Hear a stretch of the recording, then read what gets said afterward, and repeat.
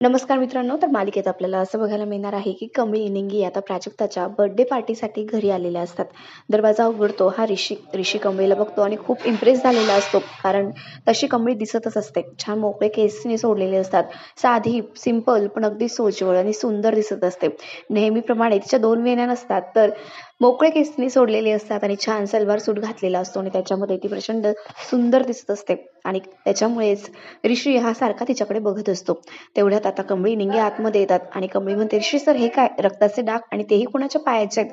तेवढ्यात ऋषी म्हणतो, आमच्या साधना मावशी आहे ना, त्यांच्या पायाला लागलं म्हणून ते हे रक्ताचे डाग आहेत. तेवढ्यात कमळी म्हणते, हो का? मग त्यांच्या पायाला आपण हळदीचा लेप लावायला हवा. थांबा, मी किचनमध्ये जाते आणि हळदीचा लेप तयार करते.